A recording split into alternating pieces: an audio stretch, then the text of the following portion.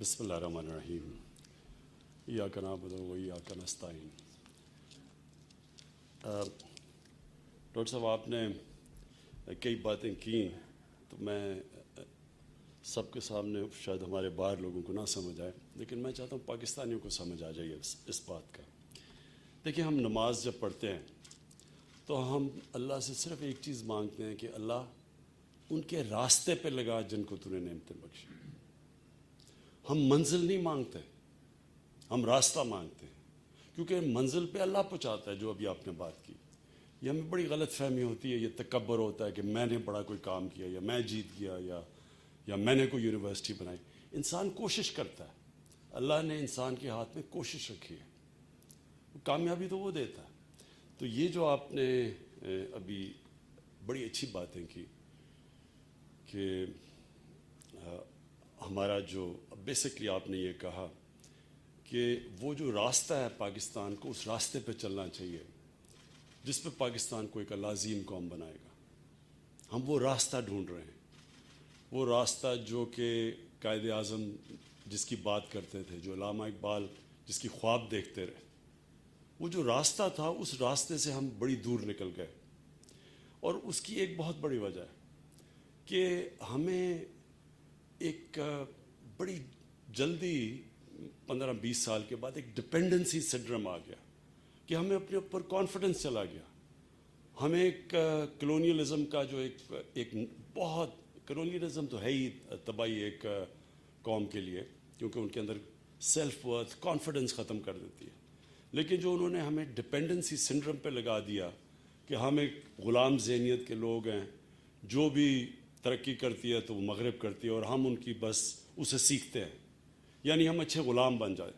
میں جب پہلی دفعہ، میں صرف آپ کو یہ مائنڈ سیٹ کی بات بتانا چاہتا ہوں کہ میں جب پہلی دفعہ انگلینڈ کرکٹ کھیلنے گیا پاکستان ٹیم کے ساتھ، تو میرے سینئر پلیئرز جو تھے، میں تو 18 سال کا تھا، میں بڑی خواب لے کے گیا ہوا، تو میرے سینئر پلیئرز نے مجھے کہا کہ اگر ہم انگریز سے عزت سے ہار جائیں تو یہی ہماری کامیابی ہے۔ یعنی وہ اتنا ایک کمپلیکس تھا کہ ہم ان سے جیت ہی نہیں سکتے۔ یہی مائنڈ سیٹ ہے ہر جگہ پہ۔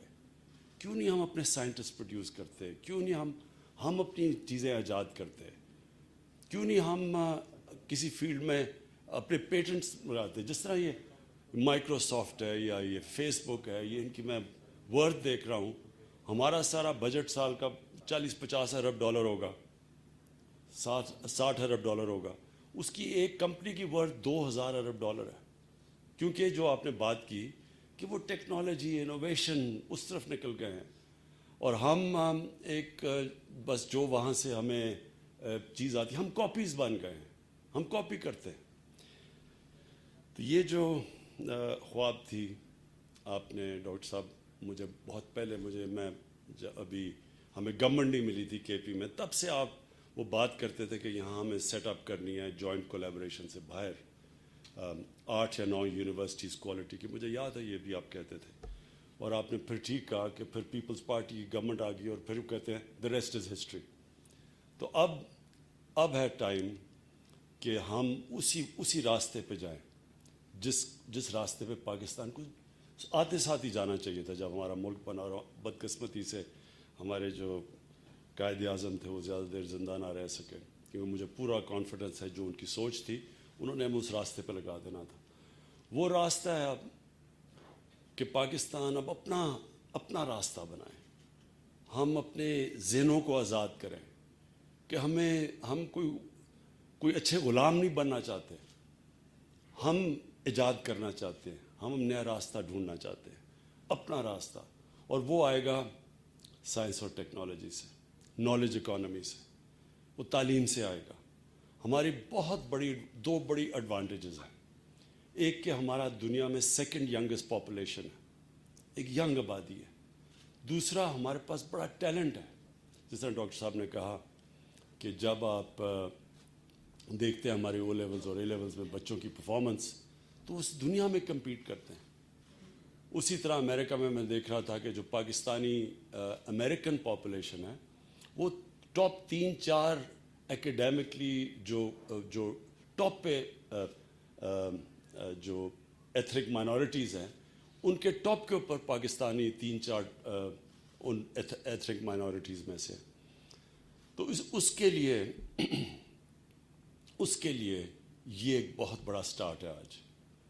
یہ جو فوکشلے، اس کو ذرا لوگوں کو یوز ٹو ہونا پڑے گا، فوکشلے، لیکن یہ بڑی ٹاپ ان کی انجینئرنگ یونیورسٹیز ہیں، انسٹیٹیوٹس ہیں آسٹریا میں. ان کے ساتھ اور چائنا کے ساتھ، اور ہمیں بہت بڑی ایڈوانٹیج ہے کہ چائنا کے ساتھ ہم سی پیک میں بالکل اب سیکنڈ فیزز میں جانے لگے. پہلے تو کنیکٹیوٹی تھی، سڑکیں تھیں اور پاور اسٹیشنز تھے. اب ہم اس کو اسپیشل اکنامک زونز، وہ جو بھی ابھی ہم نے رشکی میں جو بھی کے پی میں شروع کی ہے، تو وہ شروعات ہے. تو اب انڈسٹری کے اندر بھی ان کی انڈسٹریل ریلوکیشن، ٹیکنیکل ہیلپ، وہ بھی ہمیں چاہیے ہوگی. لیکن سب سے زیادہ ہمیں ادھر ان کی مدد چاہیے. جو نئی ٹیکنالوجیز ہیں، آرٹیفیشل انٹیلیجنس، بگ ڈیٹا، یہ نئی چیزیں آ رہی ہیں دنیا میں، اس کے اندر ہمیں ان کی مدد چاہیے. اور یہاں جو کولیبریشن کیا ان کے ساتھ 5 چائنیز یونیورسٹیز اور 3 آسٹرین. یہ آسٹریا دنیا میں مانے جاتا ہے انجینئرنگ کے اندر، اور چائنا ساری ان ٹیکنالوجیز پہ اوپر جا رہا ہے. تو یہ ایک بہت بڑی، ایک پاکستان کے لیے، پختونخوا کے لیے نہیں، یہ ہری پور کے لیے نہیں، یہ پاکستان کے لیے ایک بہت بڑا step in the right direction ہے. ڈاکٹر صاحب، میری آپ یہ ٹھیک کہتے ہیں کہ ہمارا یہ جو 2 سال گزرے ہیں جب سے ہماری گورنمنٹ پاور میں آئی، تو اتنا توجہ ہم تعلیم پہ نہیں دے سکے، کیونکہ ایک سروائیول کی گیم تھی. ایک ہم اپنی اکانومی اسٹیبلائز کر رہے تھے. پہلا سال تو وہی گزر گیا اپنی اکانومی کو اسٹیبلائز کرنے میں. دوسرا سال شروع ہونے لگا تو یہ کووڈ آ گئی.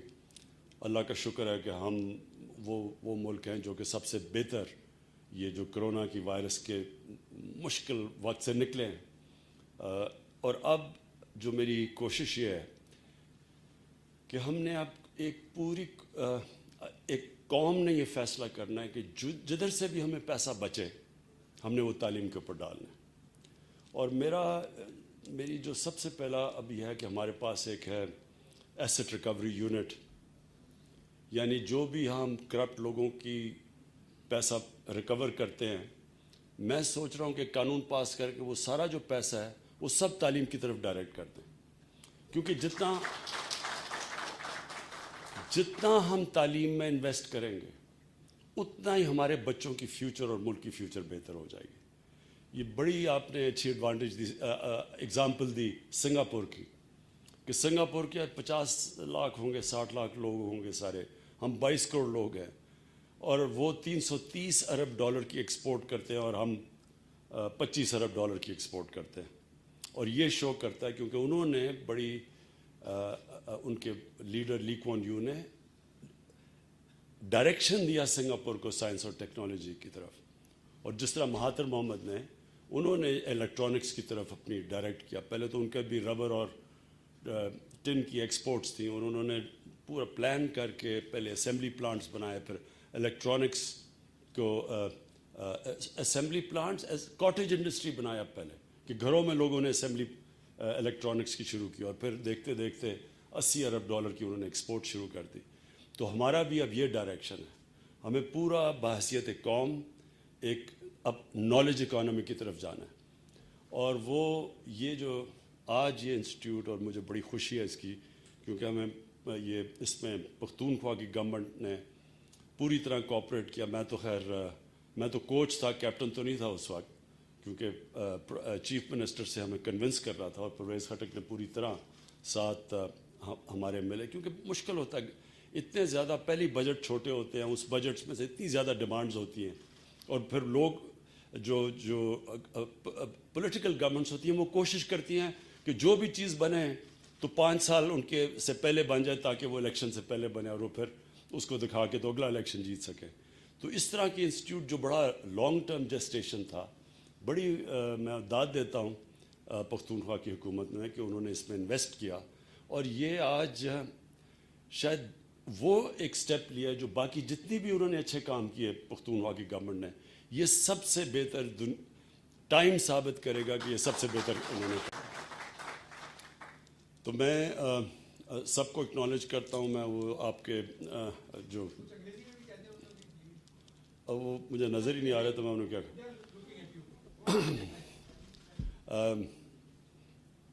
مجھے بھول ہی گئی انگریزی.